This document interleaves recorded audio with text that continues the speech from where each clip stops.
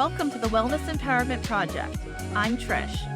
And I'm Julie. We are two nurses exploring holistic healing and wellness practices to empower you to be the leader of your own health. Join us as we have fun making the weird shit a normal part of your everyday life. Hello, and welcome to the Wellness Empowerment Project. This week, we are talking with Louise Valentine. She is one of the world's leading exercise physiologists, a women's integrative health practitioner, bestselling author, an avid runner, and military spouse. She was named the American College of Sports Medicine Practitioner of the Year and the #1 health education specialist in the United States. She has worked for the NFL, published research, and coached thousands throughout the world. When faced with her own devastating diagnosis, hormonal health and fitness challenges, Louise was grateful to have the knowledge to work with her female physiology to turn her breakdowns into breakthroughs. Louise is the CEO of BreakingThroughWellness.com, where she offers a top podcast, as well as the Badass Breakthrough Academy, where active women over age 35 work with their changing hormones to mitigate perimenopause havoc, maximize their fitness, and fit physique and energized, injury-free running with less stress. Welcome to the show, Louise. Thank you so much for having me. I'm excited to be here. We are so excited to have you with us. Louise, you have quite the bio there. I almost want to know what came first. What led you down this path to have brought in all this knowledge to where you are today? Yeah, I was basically told most of my life that I would be destined for chronic disease based on my genetic history. I was an overweight runner, so I was told that I wasn't built to be a runner. I should just stop. I was dead last on my cross country team in high school. I watched my family, my mom in particular, have a lot of chronic illness, family history of cancer. And I just knew from a very young age that I wanted to study health, nutrition, human performance as much as possible to honestly understand my own body because this messaging didn't seem right to me. And I was a little stubborn and fierce back then too. So I went to school for pre-med, ended up down a nutrition pathway instead, then became a military spouse and didn't finish my degree right away. So I have honestly studied just about anything and everything. I spent over 12 years in college. I have over 15 different degrees and credentials now at this point in my career, but it has been quite a journey of truly becoming a holistic expert. But honestly, I wanted to feel my best and I was stuck and frustrated for a lot of my life. So now I work with other women who don't want that to be their story. Who was telling you that you shouldn't run because you were overweight? I got laughed at when I said I was going to do my first marathon. I got even my athletic trainer in high school was telling me I wasn't physically built to be a runner. Like I was having some hip pain. I went to my doctor and he's, "Oh, honey, you're just not built to be a runner. You really should stop." Yeah, and even when I had health challenges, I was always told, "Oh, you don't need the testing," or I was just put down and down again in the medical system. Even trying to advocate for myself once I became knowledgeable, I was low hormones from my youth. I had gut health challenges. I didn't know that at the time, but I did have a delayed onset of period. I had low estrogen most of my life, so I ended up getting diagnosed with early perimenopause and menopause eventually, and even osteoporosis at age 33. I had gone to my doctors and advocated for myself, saying, "Look, I know I'm without cycle or it's fluctuating. I'm a medical practitioner. I know I don't have normal estrogen levels. I am doing everything I can, but I know I'm also a runner. I know this can not be good for my hormones. So I do want a DEXA scan." And I must have asked 6 different doctors all throughout the US. And finally, one gave me the DEXA scan. He had tears in his eyes. He's like, "I am so sorry." Because I sat there at age 33 with the bones of a 90-year-old. And I'm like, what am I going to do? So it's been a journey. Wow. Can you just back up a couple steps and tell us what is a DEXA scan and how did you find out and determine for yourself that this is what you needed when you've been told no all the way, it sounds like your whole life? Yes, yes. So when I went into nutrition, exercise physiology, and then really trying to study active women and recreational runners, I knew it was really hard on our hormones. I knew it was part of my problems that stubborn. I wanted to run. I loved it. So I tried to modify things as much as possible, but I had a lot of brain fog. I had a lot of odd allergies. I was sick all the time as a kid. And so going on and off of antibiotics, the more I understood gut health and I saw all of these odd symptoms, it was just very like standardized American medical system care. It was like, let's test you for allergies. Okay. I think you're just allergic to the atmosphere here. Like when we moved to California, you're just allergic to California. That's a solution. I don't think it is. So I just kept digging deeper and deeper. But with my knowledge of female physiology, I did know about the female athlete triad, which is disordered eating habits, it's low bone mineral density, as well as just being a very active, ambitious woman.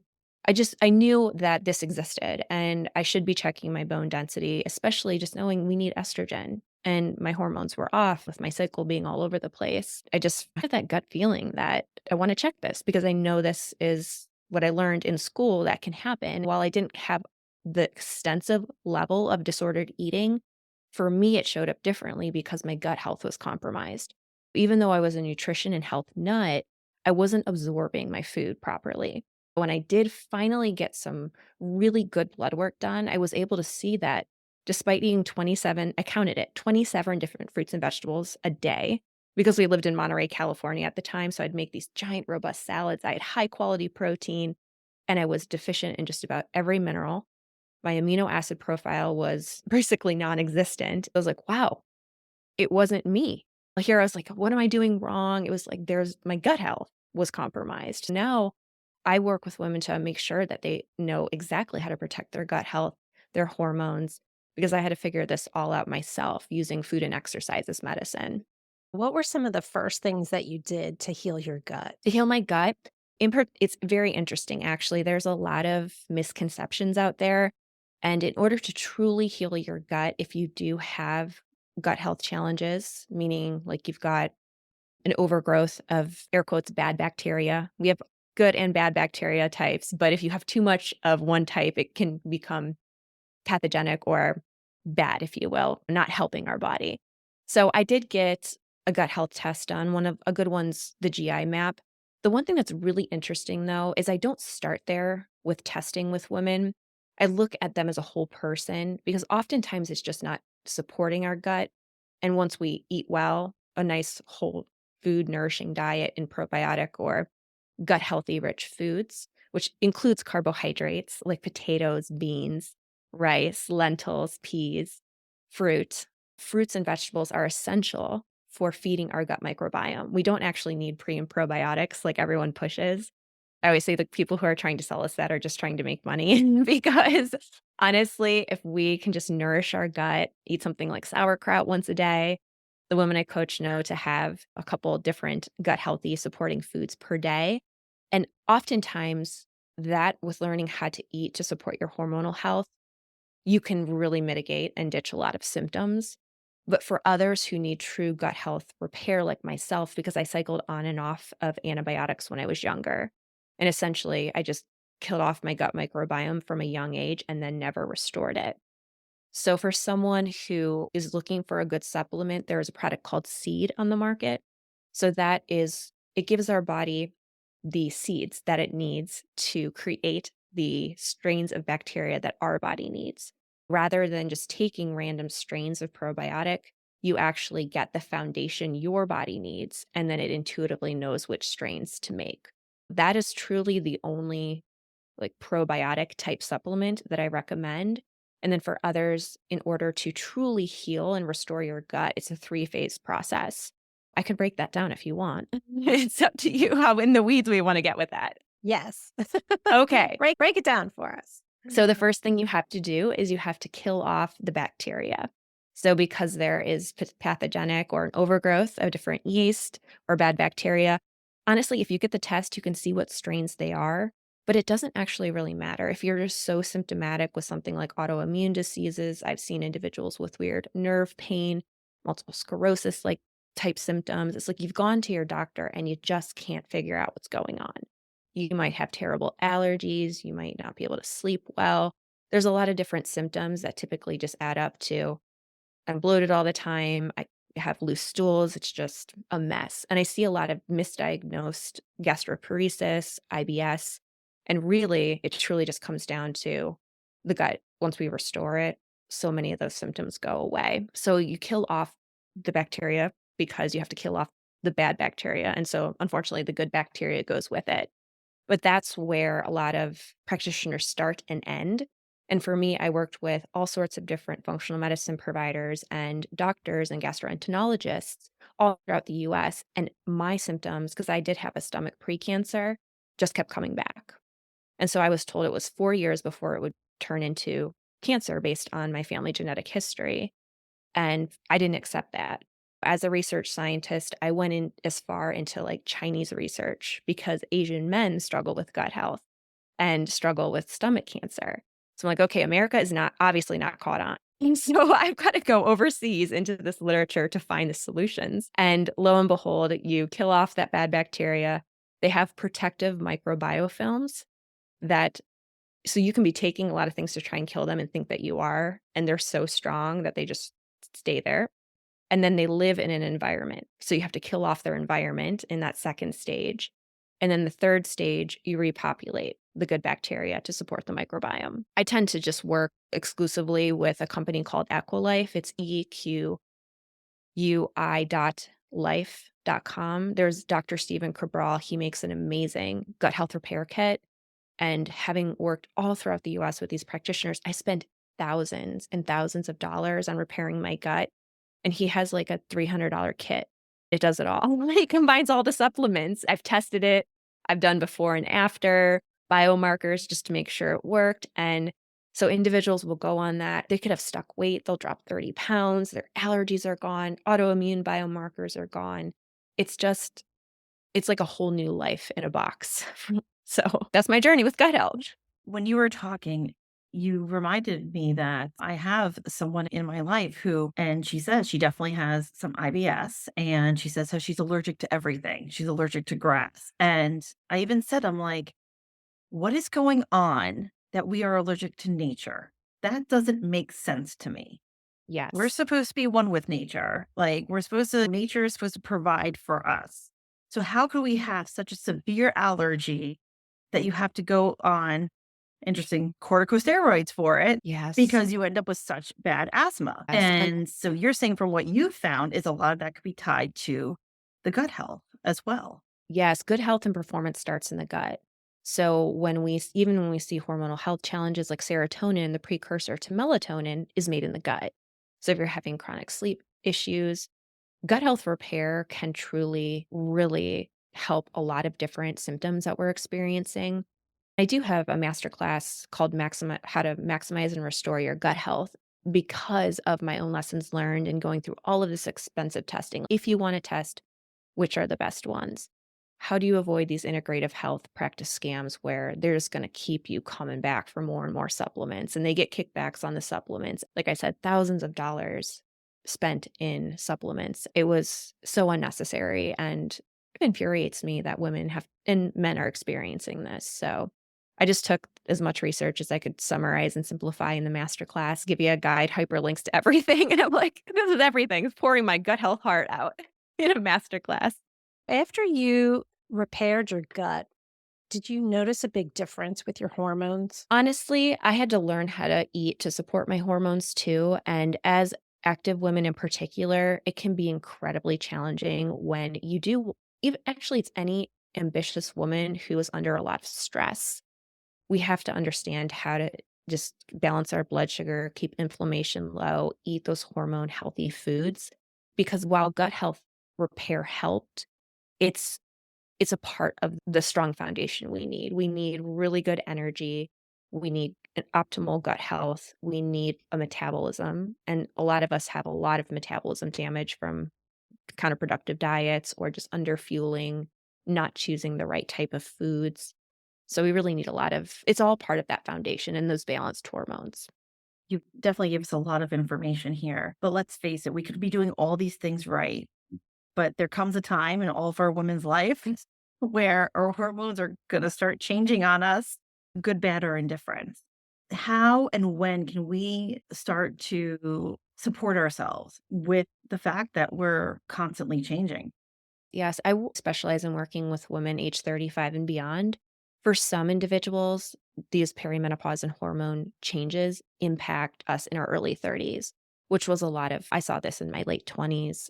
So that's why I do what I do in the world today, because I had to figure this all out myself. There weren't resources. I was told hormone replacement therapy or birth control was my only solution. And I didn't accept that because I knew how powerful food was, how powerful nutrition is. If I could just figure out how to support my hormones, because I'll tell you what, I have women come into my program and they have hormone panels where it's completely declined or it's completely erratic, and we can have it balanced and restored within weeks. I think that's part of the reason why I have a world leading accolade. But honestly, it's like we need to take a step back and simply educate women on how to use whole foods appropriately to mitigate this hormone decline. And then when they do decline, still can do so much in terms of how we exercise and how we eat and how we live a nice holistic wellness lifestyle to support optimal hormones or our strongest hormones possible. So you're talking to women in their 30s, but most of us aren't even thinking about perimenopause until after 45. What's Yes. up with that? Yeah, so I have women anywhere from 32 all the way through 78 in my program. Because I have some fierce and feisty active women who are, like, out on their bikes, like, still biking 100 milers. I'm like, "What do you" wow, role model. But so, honestly, it's just getting this realizing, and I think this is honestly what the world needs to wake up to, is things like phase 1 and phase 2 liver detoxification slows in our 30s. We're losing stem cells in our 30s. We are seeing our hormones change, and I like to use the word change because for every woman, it's so different. For someone who's estrogen dominant with PCOS, like, yes, your hormones are gonna be changing, and then you already have this condition, so it's gonna be more challenging. We have others who are really ambitious athletes, or they come from a history of being very dedicated to a sport, which damaged their hormones when they were younger. And no one ever taught us how to fuel with our female physiology. It's like we're undoing years of damage and opening our eyes to these counterproductive diets, how we need to nourish our body. Food is not our enemy, it is our best friend. It is our fitness, it's our vibrance, it's our ability to lose fat, it's our ability to look fit, have our best energy. It's this huge paradigm shift from telling women to just like diet. And I still have women who are struggling. They're not heard by their doctors. Their symptoms are dismissed. It's you're healthy enough, or oh, this is just aging. And women who are younger having gut health challenges or belly fat, all sorts of skin changes, acne. And they're like, wait, I feel like a hormonal teen again. What's happening? So I have seen this happen in early 30s, which is why while I say 35 and over, because per the research, that's where we see progesterone and estrogen start to decline for most. We need to get this conversation started earlier. I just find that a lot of women in their early 30s don't necessarily have a lot of maturity to be like thinking about the future and prioritizing health and hormones over quick fads, fitness gains. And so it's like they wait until they're a little too far gone sometimes. So it's let's think about this now, ladies. And the fierce and feisty ones come into my program. So I love it. I feel like I'm one of those women who I questioned my doctor a couple years ago, and I'm like, "Hey, we're not there yet, but should we have my hormones looked at just to see where I am?" And I gotta be honest, my practitioner was like, "Oh, I really wouldn't know how to deep dive into that." And so we never did. I can't say I'm feeling any major changes, but I know that there's, like you said, the history of the improper eating. I definitely lived through, I would say, into throughout my 20s. I would say I didn't really have a healthy relationship with food until my 30s. And it really makes me start to think, okay, what would be the best way to start tackling when you're not knee deep in a problem yet, but we know it's something we want to look at and we know we've done harm to our body in the past. Where would we start? Yeah. So for the way that I start with women is because it's so unique to you. Like I've had women who have hot flashes, others that have cold flashes. For some, their weight is just so stubborn and so stuck. And they just think, oh, maybe it's my willpower, these crazy cravings. It's just me. And so that's my messaging is it's not you, it's your hormones. And the minute you understand how your female body works and how to use food and proper nourishment day to day, really keep that blood sugar balanced and inflammation low, you're going to be absolutely fine. And I see it over and over again, regardless of where you're starting from. But for me, I look very detailed at like you said, to your point, it's the health, the fitness, nutrition history. What diets have you tried in the past? What worked? What didn't? What symptoms do you have now? For some, maybe they just have poor sleep or they're waking and they're not feeling well rested and they're like, oh, this is odd. We have to be aware of our body to realize these changes are happening too. So it's, oh, I am lacking mental clarity, or, oh, my energy is really, it really is crashing. So I think in working with a lot of women who love health, fitness, or running, we notice it because we notice it in our fitness too. Like it's sluggish. We're not seeing results anymore. And for some, it really does start in like a vanity perspective. "Ah, I just don't look the same anymore. I'm not as fit in tone. Like, what the heck is happening?" We really have to match that fitness strategy from what you love to do, whether it's running, hiking, biking, fueling properly in the fitness sessions, and fueling properly in the morning is your most critical time. I do start there in terms of the education piece because there is a mechanism called the cortisol steal that is what is happening in perimenopause for a lot of ambitious women, a lot of women who live a high stress life, a lot of women who work in the medical field because you don't get time to eat. You're on your feet all day. I'm sure you ladies know that. Yes. And I can deep dive a little bit into that mechanism and talk a little bit about the cortisol steal if you want. It's up to you. Yeah, I really want to hear about the cortisol steal because I've been a runner my whole life and never really worried about eating. I could eat whatever I wanted, drank whatever I wanted, and then suddenly that was not the same. In doing some research for myself as well, I'm starting to find that it's not good for me to wake up at 4:30 in the morning and go get my workout in without eating first. I've been doing fasted workouts for so long, but now there's definitely a change in my weight, my energy. So if you could talk a little bit more about that, I think there's a lot of us who would really like to understand that mechanism more. Yes, absolutely. So by working out in the morning, we do raise our cortisol, and that is appropriate to have a nice cortisol surge in the morning. What we're doing, unfortunately, though, is cortisol is remaining way too high. Our body is overstressed because we are trying to exercise, we're putting demand on it, and we are therefore having cortisol way too high. And what happens with that is the body focuses on these high levels of cortisol and doesn't make progesterone, testosterone, or estrogen. It's called the steal because you steal those hormones and instead you focus on making cortisol. This is where we've been doing this for years, and some of these perimenopause and hormonal symptoms start to show up because we are low hormone and we are overstressed. What's interesting is with the lab work piece, it's a point in time. You need routine monitoring if you really want to get into the data. A lot of times, while I have capabilities to do integrative health testing, I don't start there because we need to backtrack and say, you just need to learn what the hormone healthy foods are. If you're coming from a low carb past, you need to start eating some carbs again because our hormones do love healthy carbs. We need them for our gut health. We need to make sure that your energy is good to go, that you have a metabolism, because that's also going to cause metabolic damage, a lot of adrenal fatigue. You're going to see biomarkers potentially like low T3 and low T4. You're going to feel low energy and low mood, potentially low libido, because you're just lacking those sex hormones. A lot of times I just look at a woman holistically and say, okay, when I see your food log and I have them write like time of day symptoms showed up. So this is why you bloated because of this food choice. This is why your energy tanked. If we do this, we'll balance your blood sugar. And it's like the most refreshing thing to be like, oh, I can add things, or oh, I just needed a healthy fat in the morning to help my body make hormones. Hormone production comes back online. And I have women get their periods back. I have women who thought they were in menopause come out of it. I've had women who were told they were infertile get pregnant. Like I like keep saying I can't make these results up. But I take it back to this idea that we live in a world that's built for men. And no one ever stopped to just say, hey, you need protein after you exercise. Hey, women need more of carbohydrates. Women need to balance their blood sugar. And all of these symptoms they don't have to be our story, which is crazy to me. When you have women who typically are working out early in the morning, do you have them eat before they start working out? Or is it better to change the time of day when you work out? I would not recommend changing the time of day because the optimal time of day to exercise is the morning for our circadian rhythm, for hormone production.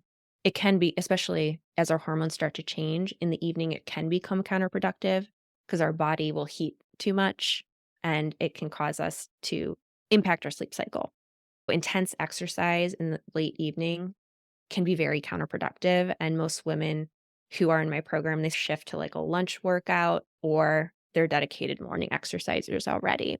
But absolutely critical to eat something before you exercise. Otherwise, I would say don't exercise. It's completely counterproductive, and perimenopause is going to be hell.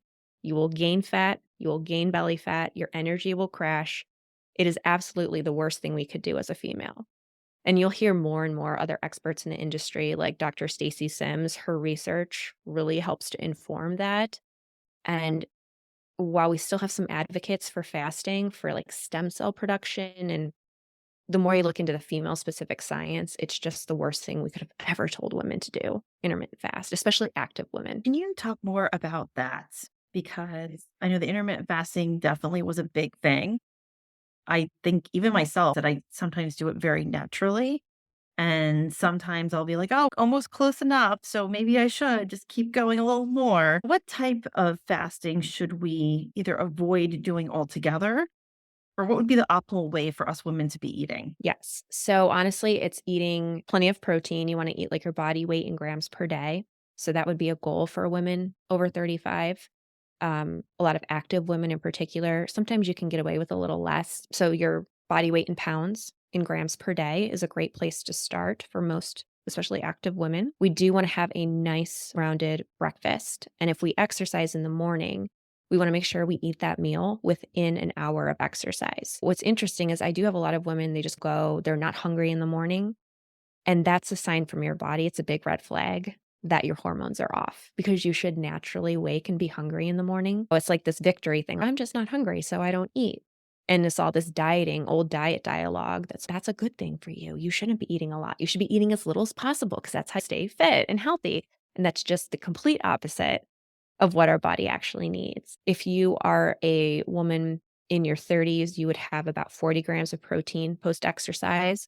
And then as we get a little bit older, we really do want to get 50 grams post exercise. I'm conservative though. Like I'm just trying to get women to eat sometimes. So we might look to just have breakfast be like a 40-gram protein. But honestly, I take all the grams and all the counting and all the macros out of it. And I have a framework for women to just to plug and play the foods that they like with example meals because to get caught in macro tracking, to get caught in weighing and measuring food, it can be obsessive, distorting. It can be the wrong message to our kids too, to sit there and track your food and be so calculated. It's like this messaging that we just nourish our body with healthy foods. And I know I need a carb, I know I need protein, I know I need fat in the morning. And healthy fats in the morning are essential for that hormone production. Sometimes women have these beautiful food logs, but they're missing that fat in the morning. And fat are how our hormones are specifically made. Things like half an avocado, avocado oil, extra virgin olive oil, hemp seed oil are all really great healthy fats that can support our hormones. We definitely should be eating first thing in the morning. We don't want to be continuing on and not eating until noon. But what about in the middle of the day? 'Cause I know I've definitely been in this habit where I've gotten very good with eating in the morning, my quinoa and eggs with spinach. Nice. But then I end up just having a little bit of a protein bar, probably between noon and 2. And then I don't eat my real meal, I would say, until sometime between somewhere between 4 and 6 because I don't want to eat too late. I Yeah. just have to wonder, is there a time we really don't want to eat too late in the evening as well? And do we really need to be more balanced with our afternoon? What does it look like from a female Yes. hormones perspective? Getting three complete main meals per day is very important. Again, because what we just learned. So cortisol being high, it's going to steal progesterone, estrogen, and testosterone. I work with a lot of women, they might not even exercise that much, but they go all day. So, like physical therapists, doctors, nurses, like it's just insane the amount of time you're on your feet, the stress you're under. So, again, cortisol is high, it's stealing your female hormones that are going to result in you feeling amazing, looking good, feeling good, running good, whatever you love to do. And so again, you can see the same mechanism occur. And what I also see is caffeine. If you are adding caffeine in the afternoon to get through, your body is signaling to you low energy because you need food. And it's not caffeine. The caffeine is going to contribute to the cortisol spike higher. Again, you're going to see perimenopause and menopause show up much sooner than needed. You might go to your doctor, test complete bottomed out hormones because of these nutrition habits, which is why people are always like, how can you just teach women how to eat to support their hormones, gut health, energy, and metabolism? They are ditching all these hormone havoc symptoms. Their hormones are like improving.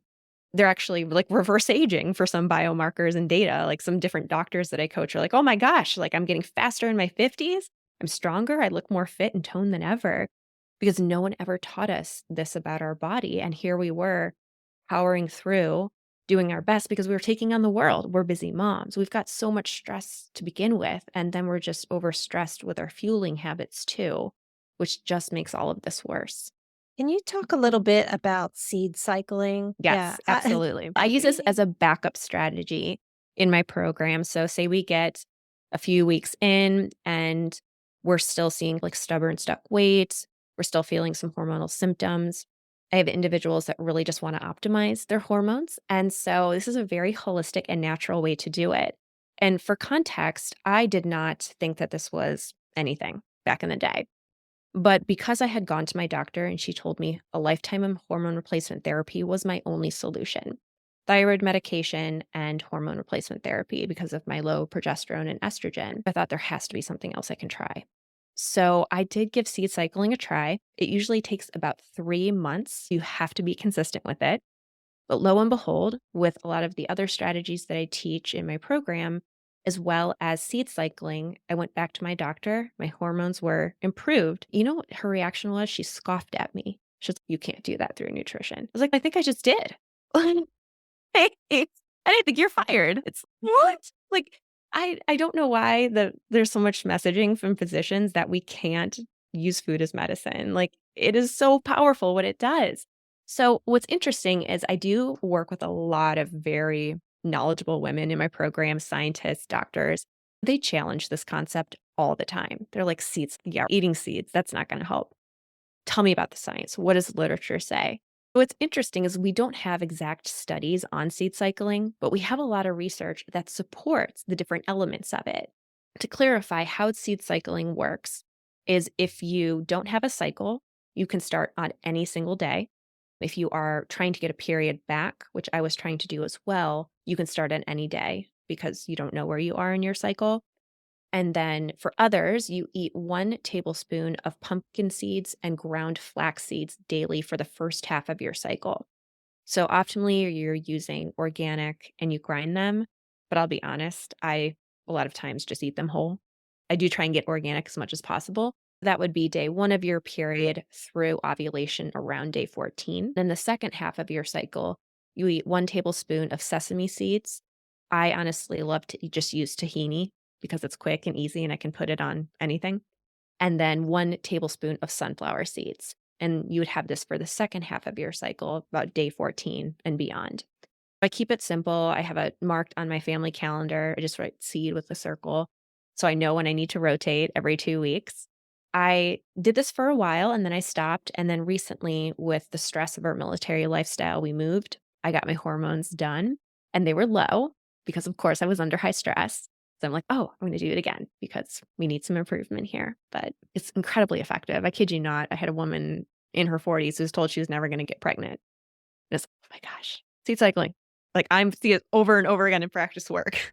Yeah, I have to tell you that I started to research it myself because in my late 40s started to have tremendous PMS symptoms, whereas I really didn't before. I was like, it's not going to hurt. There's not a lot of research that supports it. So there's not science per se that says this is like the end all be all, but eating some flaxseed and pumpkin seeds, not going to hurt. And Yeah. my PMS symptoms did get better. Now I fell off the wagon and they're back. So I'm back on the seeds myself. I was Yeah. curious what your experiences were with that. Yeah. We do see it like flax in the sesame. It contains the phytoestrogens. So that is shown in some research to mimic estrogen. It can increase or decrease it though as needed. And then the fat and the ligands in the flax that can help ease symptoms like vaginal dryness. We see that in some research.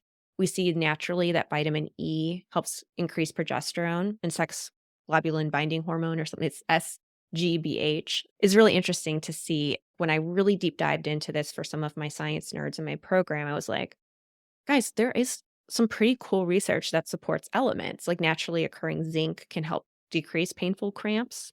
It's like, hey, it does come together. I continue to keep it as a backup strategy for individuals who need it. If like our day-to-day food framework is still leaving you semi-symptomatic, or as an example, I had someone come off of birth control who's looking to get pregnant. So it's like, yeah, let's do this daily just to keep you optimal. Talking about birth control, that seems to be the end all be all answer for a lot of physicians for just about any women's health problem.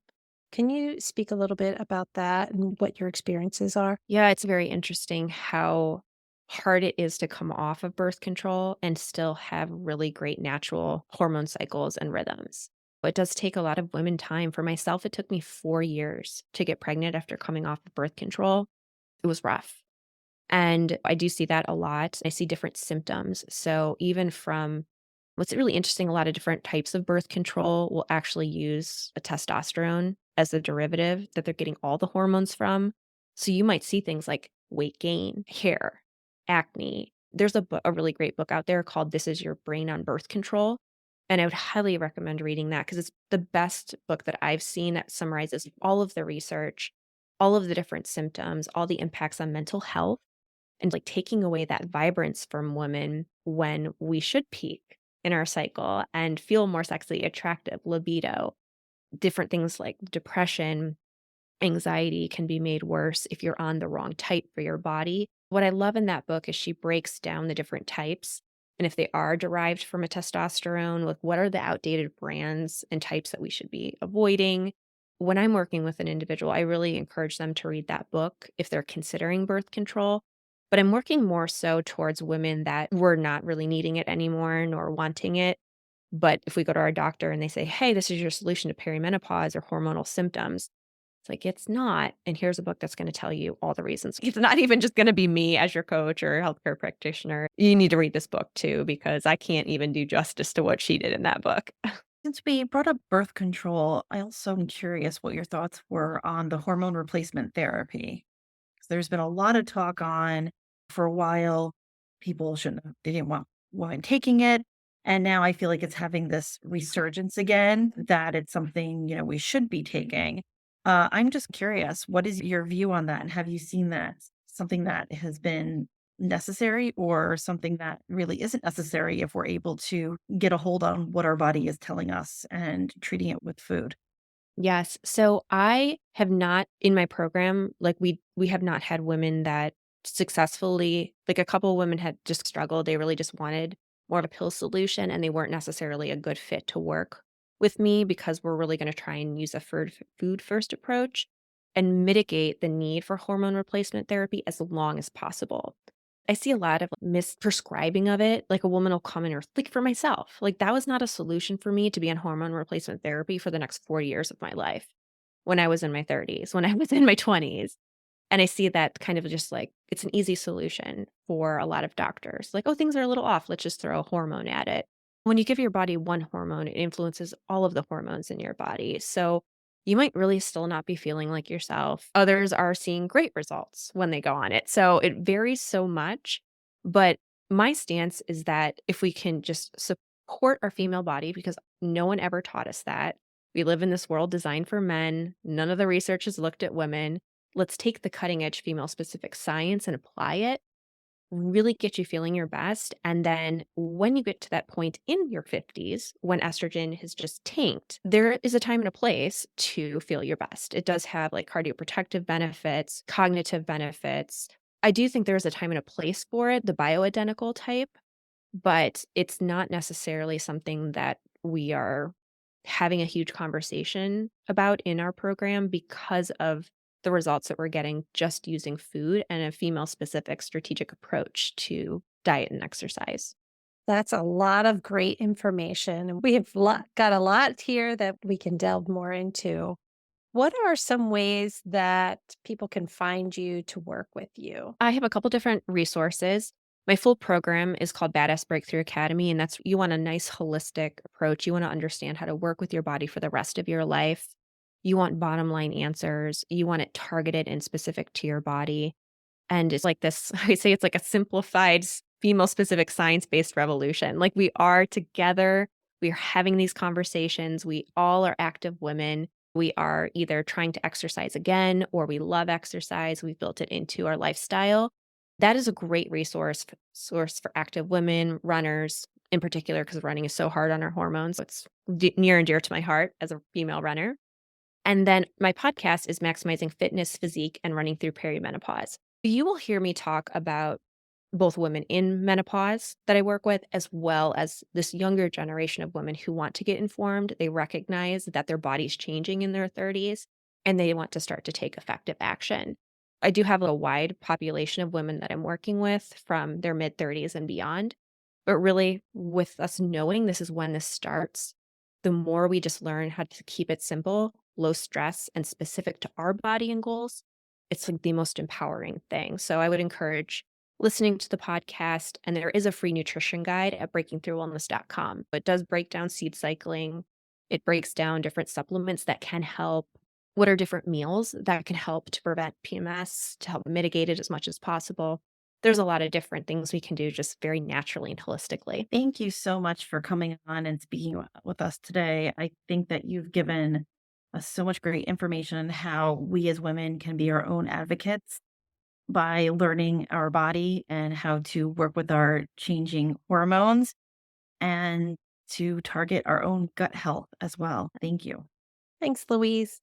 Appreciate being on. Thanks for joining. If you enjoyed this episode, please follow, subscribe, and share with a friend. Want to learn more about a specific topic? Follow and drop us a line on Instagram so we can explore it more with you.